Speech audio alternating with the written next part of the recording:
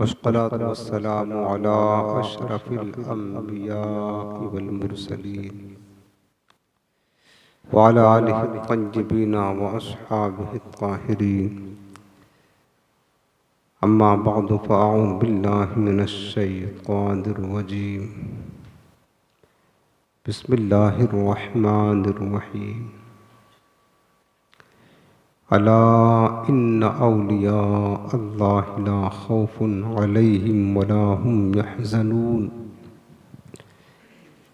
الذين آمنوا وكانوا يتقون. آمنت بالله صدق الله العظيم وبلغنا رسوله النبي الكريم رؤوف الرحيم عليه أفضل الصلاة والتسليم. اللهم رب اشرح لي صدري ويسر لي أمري واحلل عقدة من لساني يفقه قولي. رسول رحمت، مالک جنت، شفیع امت، سراپا جود و سخاوت، باعث خیر و برکت، صلی اللہ تعالی علیہ وآلہ وسلم ارشاد فرماتے ہیں: ما من احد یسلم علی الا رد اللہ علی روحی حتی ارد علیہ السلام. میرے آقا مدینے والے مصطفیٰ صلی اللہ علیہ وسلم فرماتے ہیں کہ تم میں سے جو کوئی میری بارگاہ میں سلام پیش کرتا ہے تو اللہ تعالیٰ میری روح میری طرف لوٹاتا ہے، یہاں تک کہ میں اس کے سلام کا جواب دیتا ہوں.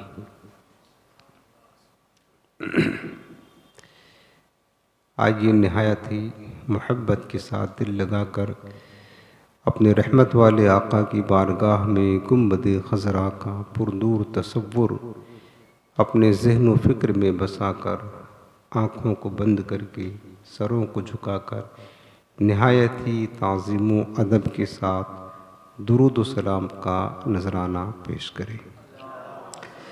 اللہم صلی علی سیدنا و شفیعنا و کریمنا و نبینا و مولانا محمد وعلی آلہ و صحبہ وبارک وسلم. حاضرین محترم، ہفتہ واری اصلاحی بیان میں آج ہماری یہ محفل سلطان الاولیاء، شہنشاہ ہندوستان، عطائے رسول، شہزاد رسول، خواجہ خواجگان سیدنا حسن سنجری غریب نواز رحمۃ اللہ تعالی علیہ کی بارگاہ اقدس میں خراج عقیدت پیش کرنے کے لیے منعقد ہے.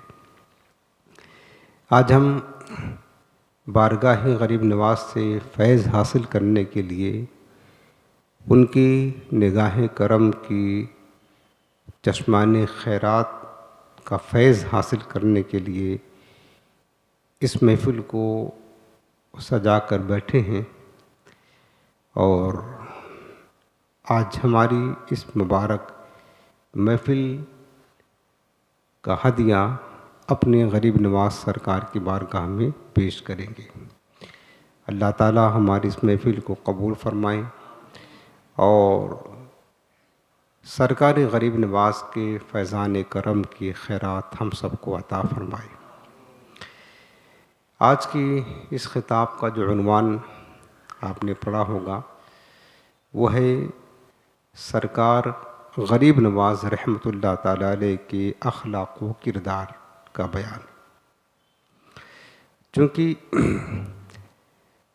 ہم الحمدللہ اہل سنت ہیں اور ہم ہی اہل حق ہیں. ٹھیک، ہمارے اسلاف نے، بزرگوں نے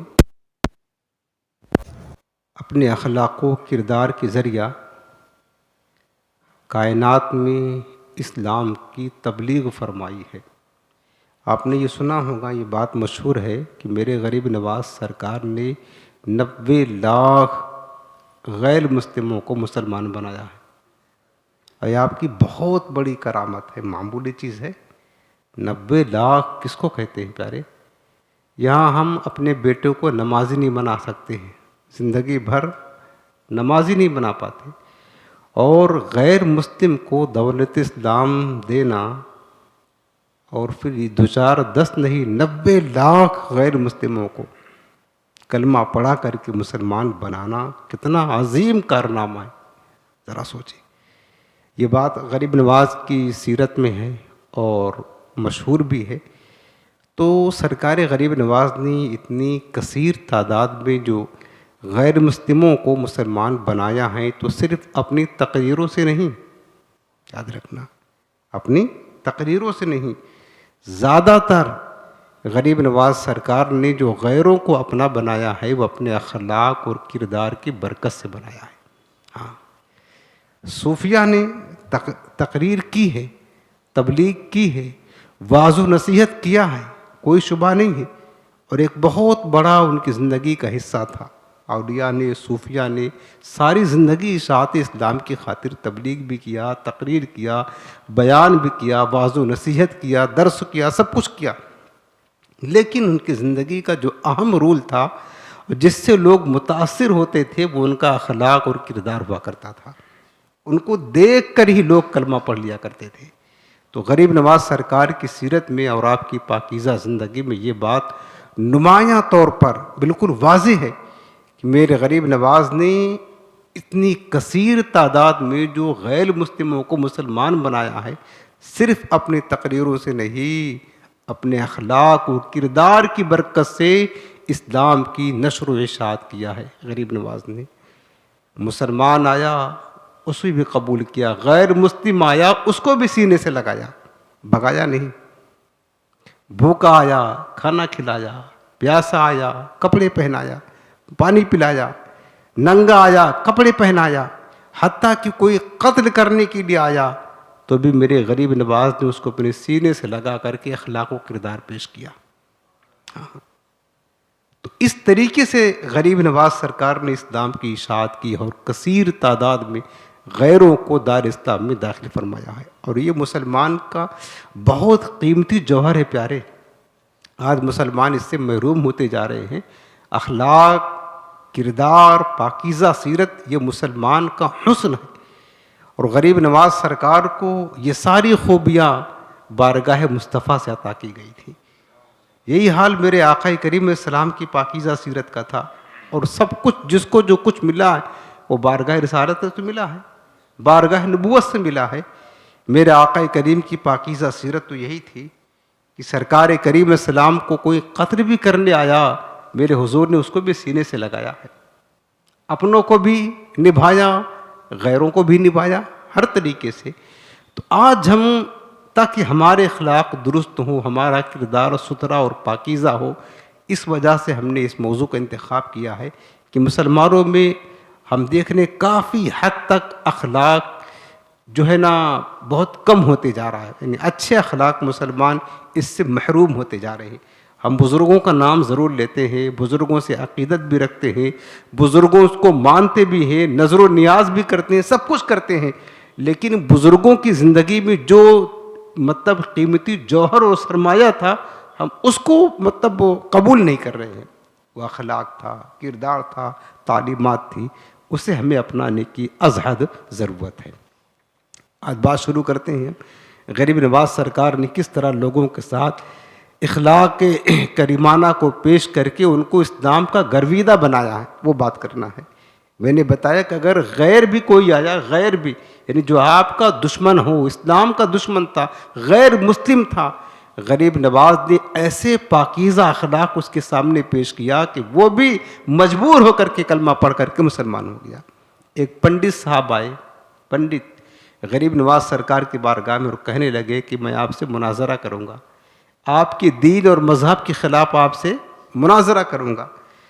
تو میرے غریب نواز نے فرمایا کہ بڑے دور دراز سے سفر کر کے آئے ہو، مناظرہ کرنے آئے ہو، تھکے ماندے ہو ایسا کرو کچھ کھا پی لو آرام کر لو.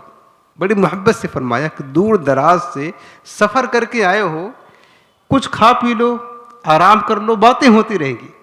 جب یہ پیار کی بات اس نے سنی نا تو کہنے لگا کہ یہ تو میرا مخالف ہے, ہم اس سے مناظرہ کرنے آئے تو میرا مد مقابل ہے اور یہ ہمارے ساتھ یہ اخلاق پیش کر رہا ہے. بس یہ سوچ کر کے, یہ اخلاق دیکھ کر کے کہنے لگا مناظرہ کیا کرنا ہے, آپ نے تو ہمیں پہلے ہی شکست دے دی, لہٰذا اب ہم اپنا مذہب چھوڑ کر کے آپ کے اخلاق سے متاثر ہو کر کے آپ کا دین قبول کرتے ہیں. آپ اپنے ہاتھ پر کلمہ پڑھا کر کے ہمیں مسلمان بنا دیجیے. اس طرح میرے غریب نواز نے پیش کیا. اس کے بعد دیکھیں جب سرکار غریب نواز ہندوستان کی سرزمین پر تشریف لائے تھے تو یہ پورا ہندوستان کی سرزمین یہ کفرستان بنا ہوا تھا. آپ کو بارگاہ رسالت سے اجازت ملی تھی اور وہاں سے حکم ہوا تھا اجمیر کی سرزمین پر پہنچے. اس وقت اجمیر کی سرزمین پر راجہ پرتھوی راج کا حکومت تھا, حکومت تھی پرتھوی راج, اور یہ بڑا کٹر ہندو تھا.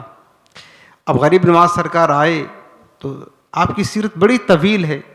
ہندوؤں نے آپ کو بہت ستایا, جادوگروں کو بلایا, جوگیوں کو بلایا, پنڈتوں کو بلایا, ہر طرح سے نقصان پہنچانے کی کوشش کی, کوئی کسر باقی نہ رکھی. اور یہ بھی یاد رکھنا ہمیشہ اہل جو اقتدار والے ہوتے ہیں, اہل اقتدار, ان کو ہمیشہ اہل حق سے تکلیف ہوتی ہے. کربلا میں کیا تھا, یزید کے پاس حکومت تھی, طاقت تھی, اقتدار تھا, اس کا نشہ تھا, اور حسین کے پاس کیا تھا, اخلاق تھا, کردار تھا. کیا تکلیف تھی یزید کو, لیکن پریشانی تھی نا. تو ہمیشہ یاد رکھنا بزرگوں کی سیرت بھری پڑی ہے کہ جو کرسی پر ہوتے اپنے نفس کے خاطر نفس کے غلام ہوتے ہیں, اہل حق سے انہیں تکلیف ہوا کرتی ہے. وہ نہیں چاہتے ہیں کہ حق کا بول بالا ہو, وہ نہیں چاہتے ہیں کہ اسلام کی نشر و اشاعت ہو, بس وہ تو اپنی خواہشات کے مطابق اپنی زندگی گزارنا چاہتے ہیں.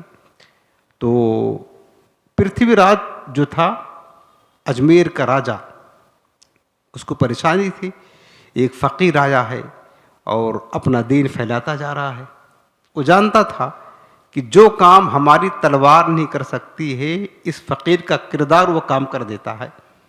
اس کو یہ پتا تھا کہ جو اگرچہ ہمارے پاس طاقت ہے, فوج ہے, قوت ہے, حکومت ہے, سب کچھ ہے, یعنی سب کچھ ہونے کے باوجود بھی اپنی زبان میں یوں کہہ لیں کہ وہ غریب نواز سرکار کا کچھ اکھاڑ نہیں پا رہا تھا, یوں سمجھ لیں.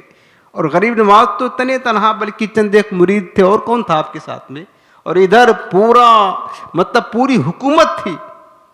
پریشان تھا, کیا کرے. وہ سمجھتا تھا کہ کیا کہتے ہیں کہ ہماری تلوار تو زنگ تو لگ سکتے ہیں, لیکن اس فقیر کا کچھ بھی نہیں ہم بگاڑ سکتے. مجبور ہو کر کے اس نے ایک جوان کو بلایا جو طاقتور تھا, اور اپنے محل میں بلا کر آدھی رات کو کہنے لگا کہ جوان, ایک فقیر آیا ہے, اپنا دین پھیلاتا جا رہا ہے, جو بھی اس کے پاس آتا ہے اس کی باتیں سنتا ہے, اس کا گرویدہ ہو جاتا ہے, مسلمان ہو جاتا ہے. اس طریقے سے تو پھر پورا اجمیر مسلمان ہو جائے گا. کچھ ایسا کر. اب ہم نے لاکھ کوشش کی, پنڈتوں کو بلایا, جوگیوں کو بلایا, جادوگروں کو بلایا, ساری تدبیریں فیل ہو گئی. اس مرد قلندر کے آگے, اس فقیر کے سامنے کچھ بس نہیں چلتا ہے, اور ہماری فوج بھی بے بس ہے. ایسا کر, کسی طریقے سے کسی بہانے اگر تو اس فقیر کو قتل کر دے تو میں اپنی آدھی حکومت تیرے نام کر دوں گا, آدھی سلطنت کا سودا کا آدھی سلطنت تجھے دے دوں گا, بس کسی طرح اس فقیر کو تو قتل کرنے میں کامیاب ہو جا. اس نے کہا ٹھیک ہے. سلطنت کی لالچ, حکومت کی لالچ میں آ گیا, کہا کوشش کرتا ہوں, ہو سکتا کامیابی مل جائے. اب وہ گھر گیا اور ایک کھنجر لیا, اس کو پہلے تو زہر میں بجھایا. پہلے زمانے میں ایسا لوگ کرتے تھے, چونکہ اگر کھنجر مارے تھوڑا بھی زخم لگ گیا, کھنجر نے اپنا ذہن مطلب اگر کام نہ کیا اور اس میں زہر لگا ہو تو زہر اپنا کام تمام کر دیتا ہے. زہر میں بجھایا, کمر میں باندھا, اس کے بعد گھر سے باہر نکلا. کس ارادہ سے؟ غریب نواز سرکار کو قتل کرنے کے لیے آیا. قتل کرنے کے لیے سرکار غریب نواز رحمۃ اللہ تعالیٰ علیہ ایک درخت کے نیچے چند مریدین کو جمع کر کے واعظ فرما رہے تھے، درس دے رہے تھے. وہ بھی لوگ سن رہے تھے، وہ بھی آ کر کے بیٹھ گیا اور آپ کا درس سننے لگا. اس کے بعد کافی دیر کے بعد جب آپ کی واعظ کی محفل ختم ہوئی، درس مکمل ہوا، تو سب اٹھ کر جانے لگے. تو میرے غریب نواز نے سامعین سے فرمایا کہ لوگوں، جو مقصد لے کر کے جو آیا تھا اس کو مقصد مل گیا، آپ نے اپنا مقصد پا لیا؟ سب نے کہا ہم تو آئے تھے آپ کی باتیں سننے کے لیے، دین لینے کے لیے، ہم نے لے لیا. لوگ مل کر کے جانے لگے. اب وہ جو کھنجر کمر میں باندھ کر کے آیا تھا وہ خاموش بیٹھا تھا. میرے غریب نواز نے اس کی طرف متوجہ ہو کر کے مسکرا کر فرمایا کہ بھائی سب اپنا مقصد پورا کر لیے، آپ بھی اپنی مراد پوری کر لیجئے. ایسے پیار سے کہہ رہے ہیں کہ آپ بھی اپنی مراد پوری کر لیجئے. وہ کہنے لگا کہ مہاراج میری مراد کیا ہے؟ میں تو آپ کا واعظ سننے آیا تھا. اسے پتہ نہیں ہے کہ مرد قلندر یہ فقیر چٹائی پر بیٹھتا ہے لیکن خبریں عرش کی رکھتا ہے. اسے کیا پتا ہے؟ یہ اللہ کے ولی ہیں، ان کی نگاہیں دلوں پر ہوا کرتی ہیں. علماء نے فرمایا ہے کہ عالم ربانی کے پاس بیٹھو اپنی زبان سنبھال کر بیٹھنا، لیکن کسی ولی کے پاس بیٹھنا کا موقع ملے تو دل سنبھال کر بیٹھنا کہ اللہ کے اولیاء دلوں پر نگاہیں رکھتے ہیں. اسے کیا پتا؟ اسے کیا پتا کہ روشن ضمیر ہے، ان کی نگاہیں ہمارے ظاہر پر نہیں، ہمارے جسم پر نہیں، ہمارے دلوں پر ہوا کرتی ہیں. وہ کہنے لگا مہاراج میں تو آپ کا واعظ سننے آیا تھا، اور کیا مقصد تھا؟ غریب نواز نے فرمایا تمہیں خوب پتا ہے اچھی طرح کہ تم کس لیے آئے ہو، تمہیں معلوم ہے. کہا بس اسی لیے آیا تھا. تو آپ نے فرمایا اگر تم واعظ سننے آئے تھے تو یہ کمر میں کھنجر باندھ کر کس لیے آئے ہو؟ کیا واعظ سننے کھنجر باندھ کر کے آتے ہیں؟ تو اس نے پھر باتیں بناتے ہوئے کہنے لگا کہ مہاراج کھنجر باندھنا کمر میں یہ تو ہندوستان کا ایک رواج ہے، بہت سارے لوگ باندھتے ہیں، میں نے باندھ لیا تو کیا برا کیا؟ کمر میں کھنجر باندھنا ہندوستان کا ایک رواج ہے، بہت لوگ باندھتے ہیں، تو میں نے باندھ لیا تو کیا ہوا؟ تو آپ نے فرمایا اچھا ٹھیک ہے، اگر کمر میں کھنجر باندھنا یہ ہندوستان والوں کا رواج ہے تو راجا کے محل میں آدھی رات کو کسی کے قتل کے بدلے اور آدھی سلطنت کے بدلے کسی کے قتل کا سودا کرنا، کیا یہ بھی ہندوستان کا رواج ہے؟ یہ بھی ہندوستان کا رواج ہے. اس نے کہا مہاراج یہ بات تو صرف میں اور راجا جانتا تھا، دوسرا کسی کو پتہ نہیں تھا، لیکن آپ کو یہ بات کیسے معلوم ہوئی؟ یقیناً جس کو ہمارے دلوں پر اور ہماری رات کی تاریکیوں پر جس کی نگاہ ہے وہ یقیناً حق ہی مذہب کا پیروکار ہوتا ہے. کھنجر نکال کر کے باہر رکھا، کہنے لگا سرکار مجھے معاف کر دے، مجھ سے غلطی ہوئی، مجھے نہیں پتا تھا، مجھے معاف کر دے. تو آپ نے فرمایا کہ معاف تو کر دیا تجھے، لیکن آئندہ کبھی ایسی غلطی مت کرنا، یعنی کسی بے گناہ کو قتل مت کرنا، جا میں نے تجھے معاف کر دیا. وہ کہنے لگا سرکار اب جانا کدھر ہے؟ اب آپ کے پاس آیا ہوں تو آپ کے ہی قدموں میں رہنا ہے، مجھے کلمہ پڑھا کر کے مسلمان کر دیجیے. سبحان اللہ. اب آپ دیکھیں میرے غریب نواز نے واعظ بھی کیا اس کو، لیکن واعظ حضور غریب نواز کا ہمارے تمہارے واعظ جیسا نہیں تھا. وہ ان کا واعظ، ان کی نصیحت دلوں کو بدلنے والی، لیکن اس مقام پر جو وہ متاثر ہو رہا ہے اور کلمہ پڑھ کر کے مسلمان ہونا چاہتا ہے، وہ آپ کی تقریر سن کر نہیں، آپ کا وہ واعظ سے نہیں. حالانکہ بے شمار لوگ ایسے بھی گزرے ہیں جو غریب نواز سرکار کی واعظ و نصیحت کو سن کر کے راہ حق کے مسافر بنے، لیکن یہ بندہ جو قتل کرنے آیا تھا آپ کے اخلاق کو دیکھ کر کے کلمہ پڑھ کر کے مسلمان ہو جاتا ہے. سبحان اللہ. اور پھر میرے غریب نواز نے فرمایا دولت اسلام تو تجھ کو دے دیا، اور کچھ چاہتا ہے میرے در پر آیا ہے تو اور مانگ لے، کوئی اور مراد ہو تو وہ بھی پوری ہو جائے، کوئی اور مقصد ہے. وہ کہنے لگا سرکار جب میں غیر مسلم تھا تو سنا تھا کہ آپ کے یہاں اسلام میں سال بھر میں لوگ حج کرنے ایک مرتبہ جاتے ہیں. میری خواہش یہ ہے کہ میں اپنی زندگی میں 40 مرتبہ حج کرنے جاؤں.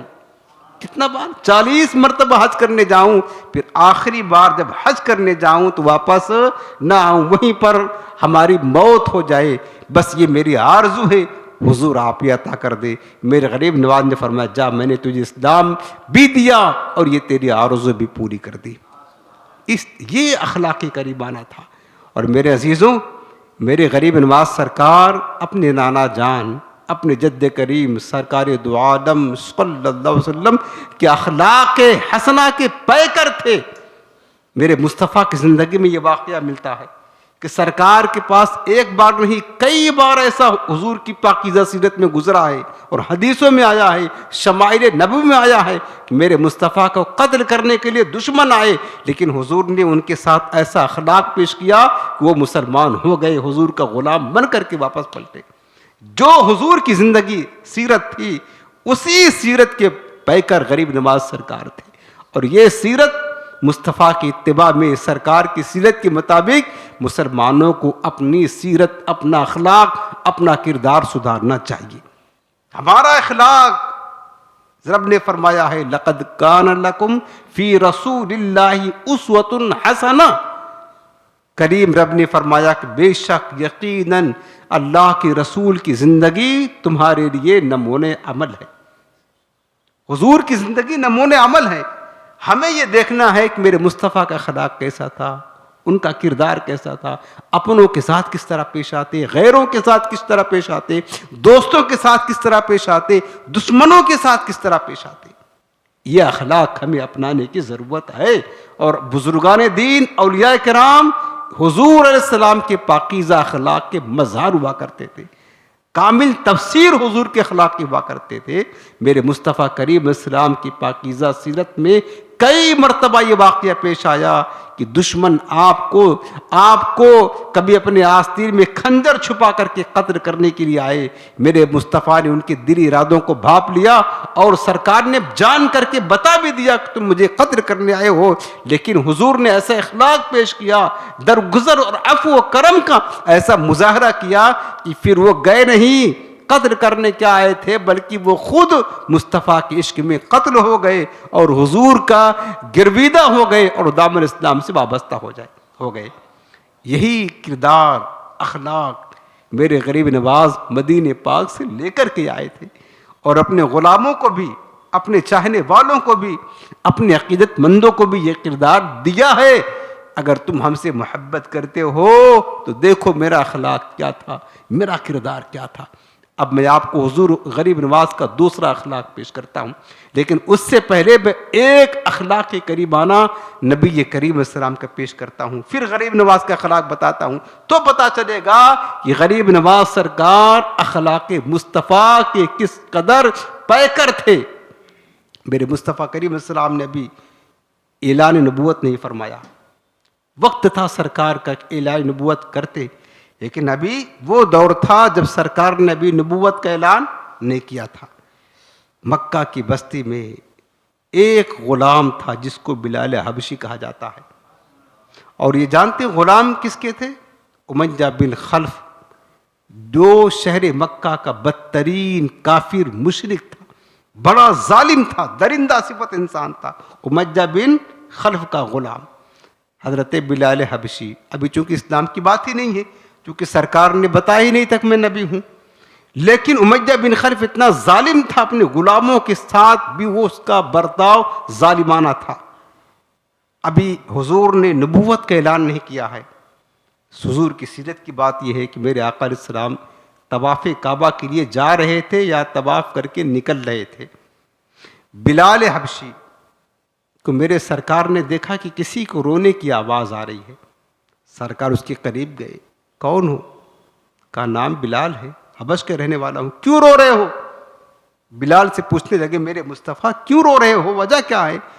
تو کہنے لگے کہ بلال حبشی کہنے لگے کہ رو اس لیے رہا ہوں کہ طبیعت میری ٹھیک نہیں, بخار ہے, مجھ سے اٹھا بھی نہیں جاتا ہے, لیکن میرا آقا اتنا ظالم ہے, میرا مالک, کہ اس نے مجھے کام میرے سر پر لاد دیا ہے, نہ میں نے کھایا ہے نہ میں نے پیا ہے, میں بیمار ہوں, مجھ سے کام نہیں ہو رہا ہے, لیکن کام اس لیے کر رہا ہوں کہ اگر نہیں کام ہوگا تو میرا مالک مجھے کوڑے برسائے گا. اتنا ظالم تھا وہ. میرا مالک مجھے کوڑے برسائے گا. رات کا وقت تھا. میرے مصطفیٰ نے جب بلال کی یہ درد بھری داستان سنی, یہ بیچارہ غلام ایک تو بیمار ہے, دوسرا بھوکا بھی ہے.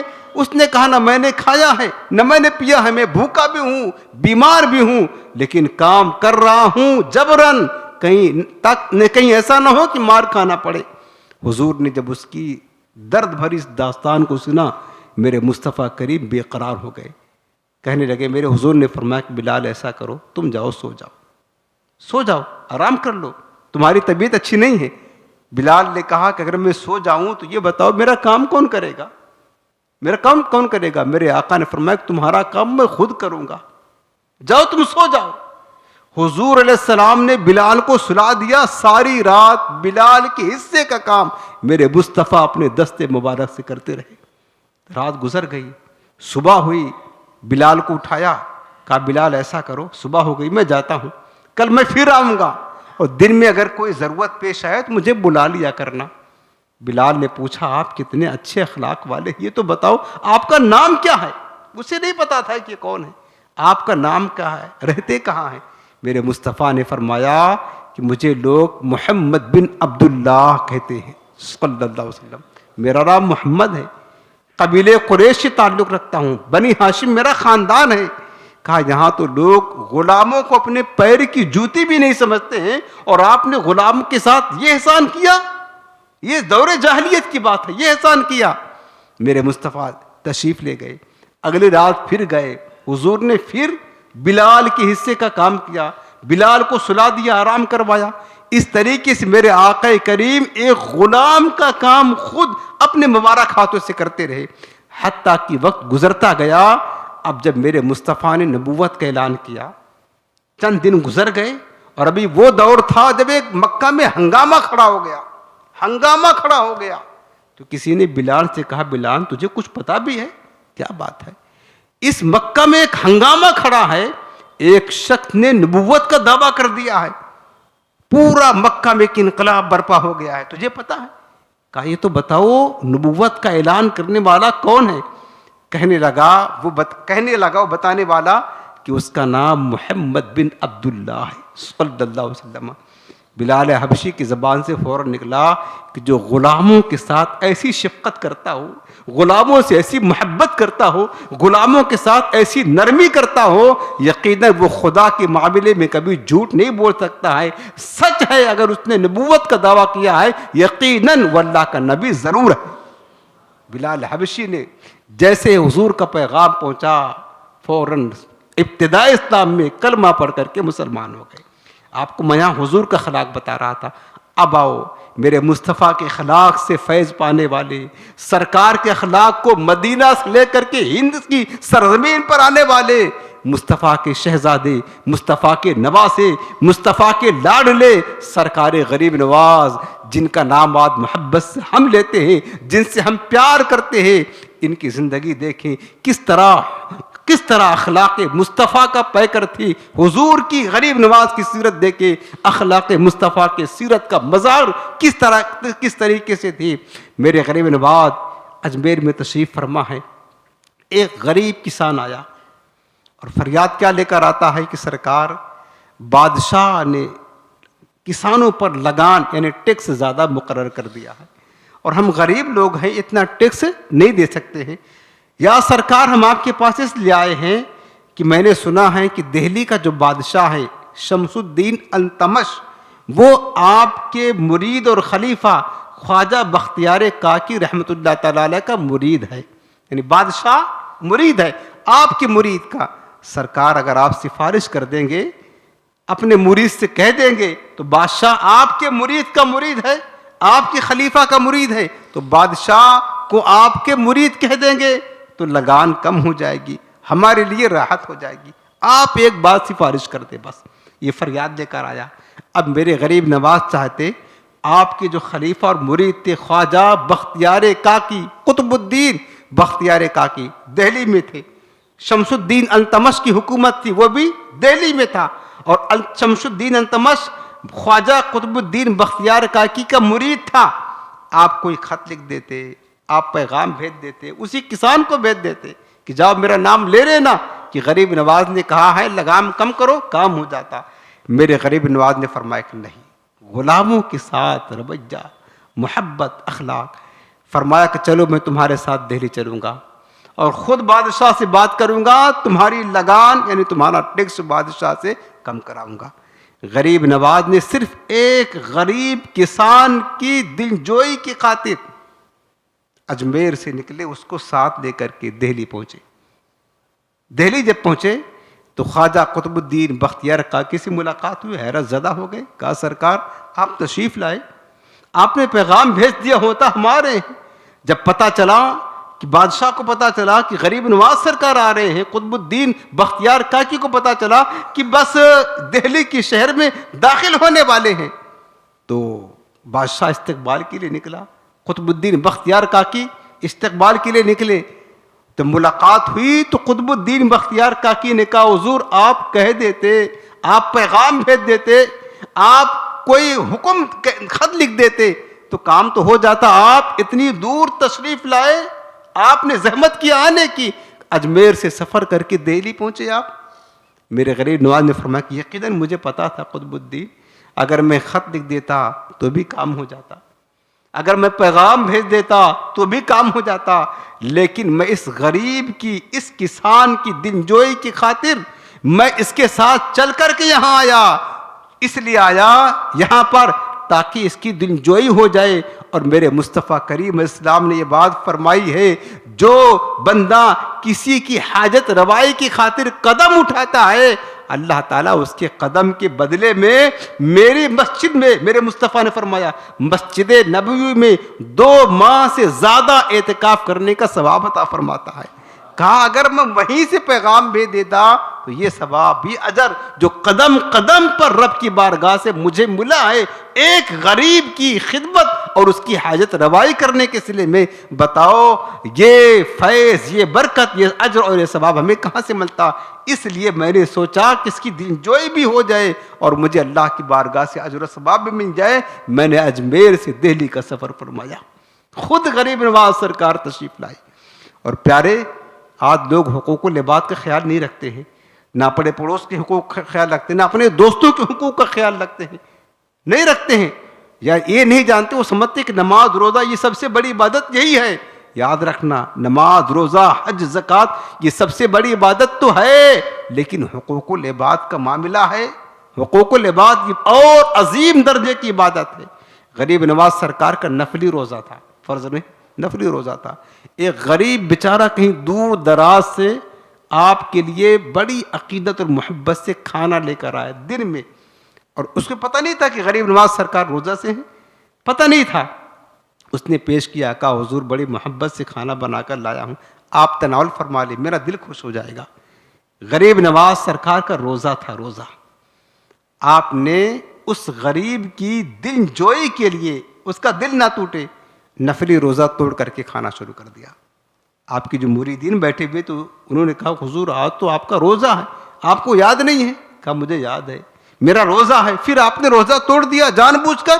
فرمایا کہ ہاں, روزہ ٹوٹ جائے اس کا کفارہ ہے, لیکن اگر یہ بیچارہ بڑی دور سے میرے لیے کھانا لے کر آیا تھا, اگر میں اس کا کھانا نہ کھاتا, کہیں ایسا نہ ہوتا اس غریب کا دل ٹوٹ جاتا, پھر اس کا کفارہ کیسے ادا ہوتا.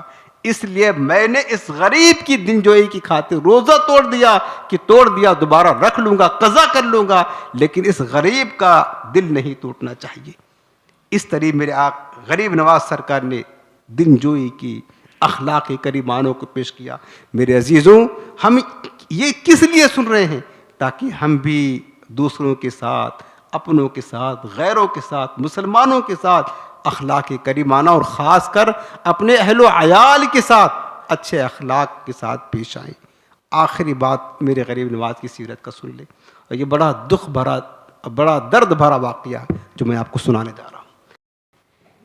میرے غریب نواز سرکار کے جو مرید اور خلیفہ تھے, بہت سارے مرید اور خلیفہ تھے, لیکن سلسلے چشت میں جو سب سے زیادہ اپنے زمانے میں جنہوں نے شہرت پائی اور اعلیٰ مقام پر فائز ہوئے, ان کا نام خواجہ قطب الدین بختیار کاکی رحمۃ اللہ تعالیٰ علیہ. آج بھی ان کا مزار انور دہلی میں سب سے زیادہ شہرت پائی سلسلہ چشتی کے عظیم بزرگ اور میرے غریب نواز سے بہت زیادہ قربت رکھنے والے, بہت زیادہ محبت رکھنے والے. غریب نواز سرکار کے مرید بھی ہیں خواجہ قطب اور خلیفہ بھی ہیں.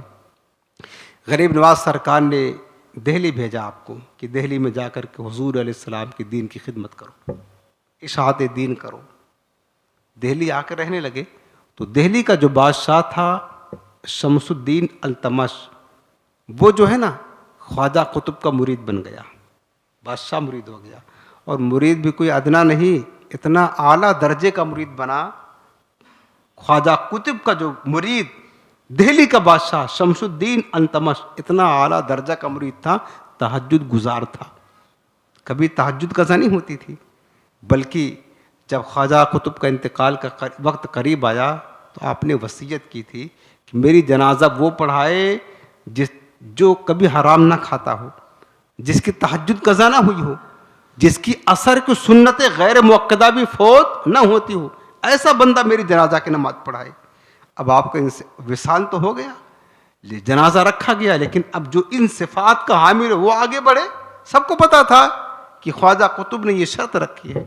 جب بہت دیر تک جنازہ رکھا رہا, کوئی نہ نکلا اور آگے نہ بڑھا جنازہ پڑھانے کے لیے, تو پیچھے والی سب سے دہلی کا بادشاہ شمس الدین التمش آگے بڑھا اور کہنے لگا مرشید آپ تو چلے گئے, جس کو زندگی بھر ہم نے راز رکھا آپ میرا راز فاش کر کے چلے گئے, آپ میرا راز فاش کر کے چلے گئے.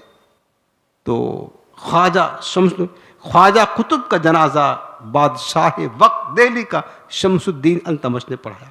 یعنی اتنا اعلیٰ درجے کا مرید تھا. اب خواجہ قطب تربیت فرماتے, بادشاہ جب کسی ملک کا بادشاہ نیک ہوتا ہے اور مخلص ہوتا ہے, عبادت گزار ہوتا ہے, تو وہ ملک ترقی کرتا ہے. یاد رکھنا, ملک کی ترقی عدل و انصاف کے ذریعہ سے ہوتی ہے. جس ملک میں عدل ہوتا ہے, انصاف ہوتا ہے اور غریبوں کے ساتھ امیروں کے ساتھ ایک سا برتاؤ ہوتا ہے, وہ ملک خود بخود ترقی کرتا جاتا ہے. اور اسلام نے یہ مزاج دیا ہے. اب دہلی کا بادشاہ کتنا عادل, کتنا متقی, تہجد گزار, عبادت گزار, پرہیزگار, عدل و انصاف کی حکومت قائم ہو گئی, ملک ترقی کرتا رہا. اب یہ بات جو ہندو تھے, ہندوؤں کو ہضم نہ ہوئی کہ مسلمان ترقی کر رہے ہیں, کچھ نہ کچھ کیا جائے, سازش کیا جائے تاکہ ان مسلمانوں کی ترقی رک جائے. انہوں نے کیا کیا کہ کچھ مسلمانوں کو خرید لیا. ہمیشہ غدار ہوتے ہیں, آج بھی ہیں, اور گزشتہ صدیوں سے بھی مسلمانوں میں کچھ دلال ہوا کرتے ہیں, کچھ غدار ہوا کرتے ہیں, جن کو منافق کہتے ہیں, وہ ہوتے ہیں. ہندوؤں نے کچھ مال خرچ کر کے کچھ مسلمانوں کو خرید لیا. اس کے بعد کیا ہوا, ایک دن بادشاہ شمس الدین التمش کا دربار لگا ہوا تھا, عدالت لگی تھی, قاضی بیٹھے تھے, وزیر مشیر سب بیٹھے ہوئے تھے. ایک عورت چیختی چلاتی دربار میں آئی بادشاہ کے.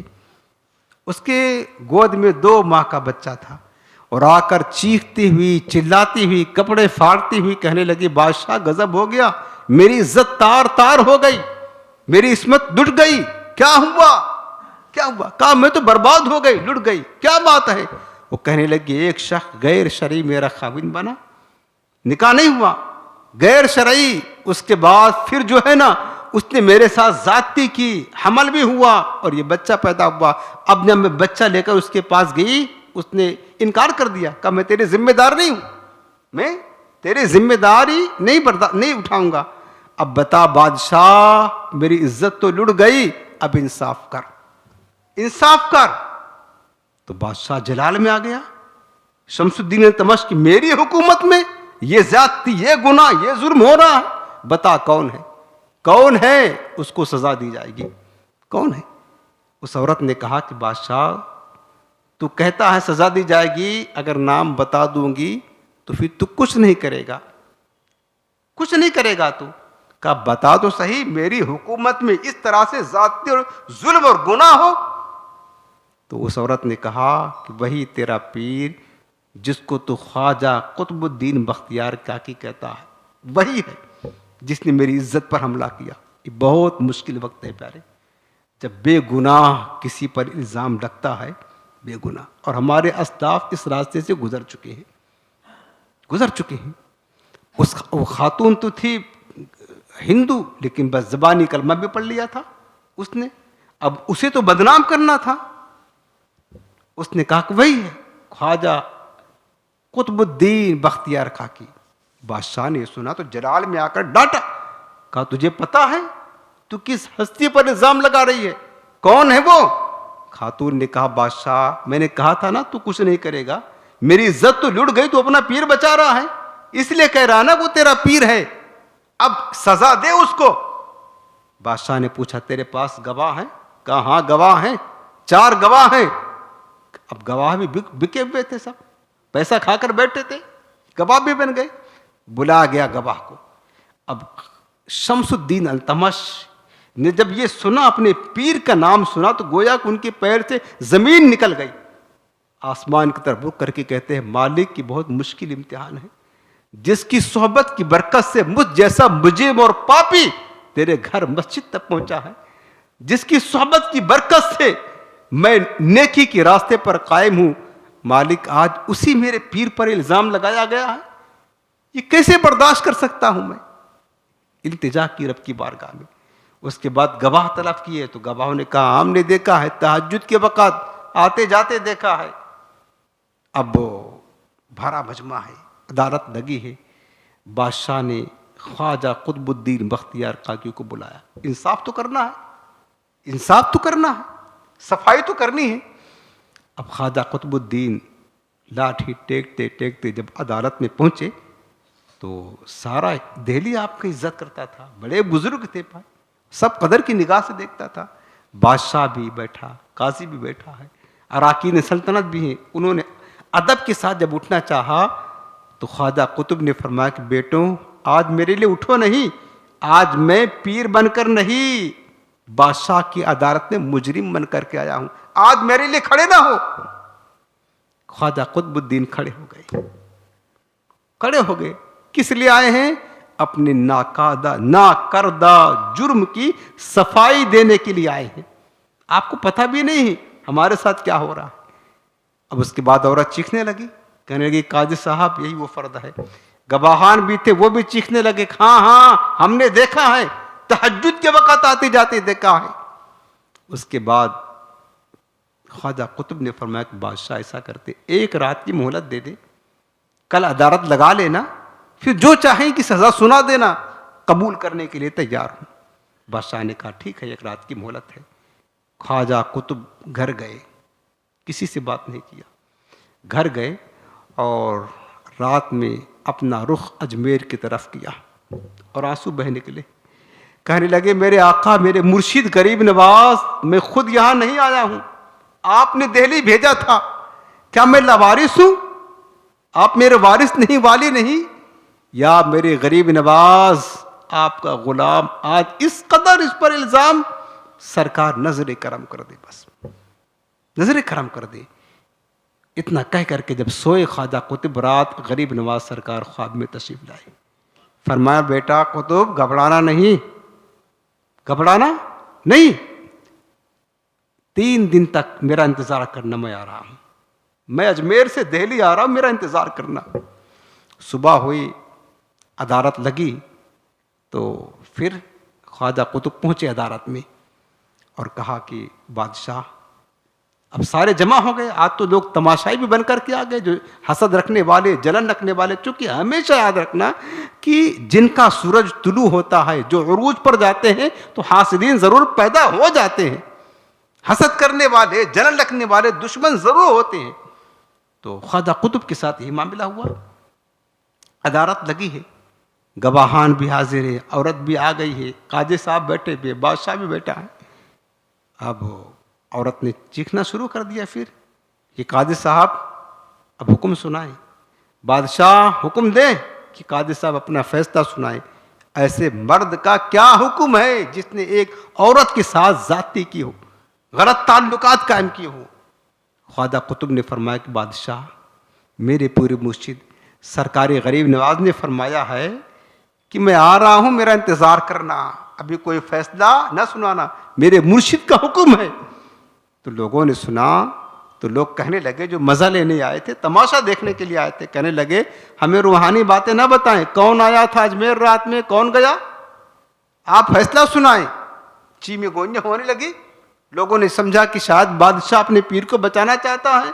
اتنے میں بادشاہ شمس الدین التمش نے ایک زوردار آواز لگائی، گرجدار، کہا خاموش ہو جاؤ، 3 دن کے لیے عدالت برخاست کی جاتی۔ جب غریب نواز سرکار اجمیر سے دہلی آئیں گے، عدالت لگے گی، ان کے سامنے فیصلہ ہوگا۔ بادشاہ نے کہہ دیا تو کس کی مجال کیا ہے، عدالت برخاست ہو گئی، پھر چلے گئے، سب اپنے گھر گئے، خواجہ قطب بھی گھر آئے۔ تیسرے دن مغرب کی نماز پڑھ رہے تھے، غریب نواز سرکار پہنچ گئے۔ سبحان اللہ، محبت دیکھیں، غریب نواز کا اخلاق دیکھیں، تنہا نہیں چھوڑتے پیارے۔ یہ ایسے بزرگ ہیں، جب آپ ان کا دامن تھام لیں گے اور سچی عقیدت رکھیں گے، خدا کی قسم ضرور آپ کی دستگیری فرمائیں گے، اور آج بھی فرماتے ہیں۔ رب نے ان کو وہ طاقت، وہ روحانی پاور دیا ہے، بس یہ ہے کہ ہم اپنا اعتقاد مضبوط رکھیں، اس کی ضرورت ہے۔ غریب نواز سرکار پہنچے، نماز پڑھی، اس کے بعد جب ملے تو لپٹ کر کے چیخے مار کر خواجہ قطب رونے لگے، چیخے مار کر۔ غریب نواز نے تسلی دی، کہا بیٹا روتا کیا ہے، کیوں، خاموش ہو جا۔ کہا سرکار آپ ملے ہیں تو رویا ہوں، آپ ملے ہیں، کوئی اپنا ملتا ہے تو درد کا احساس زیادہ ہوتا ہے، ملے ہیں تو رویا ہوں۔ کہا کہ تو کہا یوسف علیہ السلام سے زیادہ عزت دار ہو گیا۔ خواجہ قطب نے کہا سرکار مجھ پر الزام لگا اس لیے رو رہا ہوں۔ غریب نواز نے فرمایا کہ بیٹا قطب، کیا تو یوسف علیہ السلام پیغمبر تھے، ان سے زیادہ عزت دار ہو گیا؟ میری ماں سیدہ طیبہ طاہرہ عائشہ صدیقہ، حضور کی پیاری زوجہ، ساری امت کی ماں، ہماری مائیں، ہماری جانیں جن کے قدموں پر قربان ہو جائیں، ان پر عزت لگی، ان کی عزت پر حملہ کیا گیا، تہمت لگی، کیا تو ان سے زیادہ عزت دار ہو گیا؟ خاموش ہو جا، اب فیصلہ ہو جائے گا۔ بہرحال غریب نواز نے فرمایا خواجہ قطب جا کر بادشاہ سے کہہ دے کہ اگلے دن عدالت لگا دے۔ بادشاہ کو خبر پہنچی، صبح عدالت لگ گئی۔ اب عدالت لگی، عورت بھی حاضر ہوئی اور سارے گواہان بھی آئے، اراکین جمع ہوئے، قاضی صاحب بیٹھے، بادشاہ بیٹھا۔ اب ادھر جو ہے نا، غریب نواز سرکار اپنے بیٹے قطب الدین کا ہاتھ پکڑ کر کے پہنچے، اور میرے غریب نواز سرکار کی آنکھوں میں آنسو تھے۔ کسی نے پوچھا حضور آپ کیوں رو رہے ہیں؟ فرمانے لگے کہ رو اس لیے رہا ہوں کہ افسوس ہے ان دہلی والوں پر، میں نے سوچا تھا کہ لوگ میرے قطب کی شان دیکھنے جمع ہوں گے، کتنے بدبخت ہیں یہ لوگ، میرے قطب کی رسوائی دیکھنے کے لیے آئے ہوئے ہیں، میرے قطب کی رسوائی دیکھنے کے لیے آئے ہیں۔ غریب نواز سرکار جب دربار میں پہنچے، بادشاہ بھی عزت کرتا، قاضی بھی عزت، غریب نواز کے سکہ آج بھی چلتا ہے، سب کو پتا ہے، آج بھی چلتا ہے میرے غریب نواز کا سکہ، اور یہ سکہ دلوں پر راج کرتا ہے۔ بادشاہ کھڑے ہو گئے، درباری سب کھڑے ہو گئے۔ اب عورت نے کہا جس نے الزام لگایا تھا کہ قاضی صاحب گواہان حاضر ہیں، اب جلدی فیصلہ سنائیں۔ میرے غریب نواز نے پھر اس کو ایک بار کہا، آخری بات نمبر کی خاتون ڈر جا، توبہ کر لے، اپنے الزام سے باز آ جا۔ تو جانتے ہو اس نے کہا کہ آپ باتیں نہ کریں، میری عزت تو لٹ گئی ہے، قاضی صاحب آپ کو سب پتا ہے، آپ فیصلہ سنائیں۔ غریب نواز سرکار نے ڈانٹا، لیکن عورت باز نہ آئی، گواہوں کی طرف دیکھ کر فرمایا کہ تم ہو میرے قطب کے جرم کے گواہ۔ جب غریب نواز سرکار نے ایک نگاہ ڈالی نا گواہوں پر، تو ان کے ہاتھ پیر تر کانپنے لگے۔ جو جھوٹ ہوتا ہے نا، جھوٹا ہوتا ہے وہ ڈرتا ہے، سچا ہوتا ہے وہ کھڑا ہو جاتا ہے ڈر کر کے، لیکن جھوٹا ہوتا ہے تو وہ ڈرتا ہے۔ وہ تھر تھر کانپنے لگے، نگاہیں جھک گئیں، اب کچھ بولتے نہیں ہیں۔ بادشاہ نے کہا گواہوں اگر اب تم نے نہ گواہی دی، اب تم نہ بولے تو الزام تراشی کے جرم میں تم سب کو 80 کوڑے لگاؤں گا، 80 کوڑے لگیں گے تمہیں۔ جب یہ ڈر گئے، بادشاہ کا حکم آیا تو ہاں کرنے لگا، ہاں ہم نے دیکھا ہے، ہم نے جاتے بھی دیکھا، تہجد کے وقت دیکھا ہے، آتے بھی دیکھا ہے، جاتے بھی دیکھا ہے، جھوٹی گواہی دے دیا۔ اب وہ فیصلہ جو ہوتا شریعت کا نا، اس ظاہر پر ہوتا ہے. اب گواہی بھی ہو گئی میرے غریب نواز سرکار. وہ عورت بھی ضد پر اڑی ہے کہ نہیں جرم کیا ہے, گواہوں نے بھی جھوٹی گواہی دے دی. غریب نواز سرکار سجدے میں گئے رب کی بارگاہ میں, اور رب کی بارگاہ میں جا کر التجا کرنے لگے, رو رو کر فریاد, میرے مالک تو جانتا ہے میں ہندوستان آیا ہوں اپنی مرضی سے نہیں, تیرے محبوب نے ہمیں بھیجا تھا. حضور نے بھیجا ہے نا, مالک تیرے حبیب نے بھیجا تھا, ہند تو آیا ہوں. پروردگار تیرے مصطفیٰ نے فرمایا ہے علماء امتی کا انبیاء بنی اسرائیل, میری امت کے علماء بنی اسرائیل کے نبیوں کی طرح ہیں. اگر بنی اسرائیل کے نبی حضرت یوسف علیہ السلام کی خاطر ان کی پاک دامنی کو واضح کرنے کے لیے ایک بچہ جو ہے نا بچپنے میں بول سکتا ہے, تو تیرے امت کا ولی خواجہ قطب کی پارسائی کو ثابت کرنے کے لیے بچہ کو بولنا چاہیے. مالک بچہ بول دے گا. اس کے بعد میرے غریب نواز سرکار اس بچے کے پاس گئے اور اس کا کپڑا پکڑ کر کہا, بیٹا سب جھوٹ تو بول رہے ہیں, تجھے پتا ہے, تو جانتا ہے تیرا باپ کون ہے, تو بتا دے تیرا باپ کون ہے. اس خاتون نے کہا کہ یہ کیسی باتیں کرتے, بچہ بھی کہیں بولتا ہے, بچہ بھی کہیں بولتا ہے. میرے غریب نواز فرمایا, خاتون چپ کر جا, ان اللہ علی کل شیء قدیر, میں کوئی کمزور رب کا ماننے والا نہیں ہوں, میرا رب تو ہر شے پر قادر ہے. رب چاہے تو بچہ بھی بولتا ہے. اور تو نے کیا جانا, قرآن میں لکھا ہے حضرت مریم سلام اللہ علیہا, ان کی حضرت مریم پر جب تہمت لگی تھی, حضرت عیسیٰ علیہ السلام کی ماں, قرآن میں سورہ مریم میں ہے, ان پر تہمت لگی. حضرت عیسیٰ علیہ السلام بچے تھے, اپنی ماں کے گود سے بولتے ہیں انی عبد اللہ آتانی الکتاب وجعلنی نبیا. کہنے لگے مالک جب ایک ولیجہ کی خاطر, بنی اسرائیل کی ولیجہ کی خاطر بچہ گود میں گواہی دے سکتا ہے, تو تیرے محبوب کی امت کے ولی کی خاطر بھی بچہ بول سکتا ہے. میرے غریب نواز نے بچے کی طرف اشارہ کیا, کہا بیٹا بول تیرا باپ کون ہے.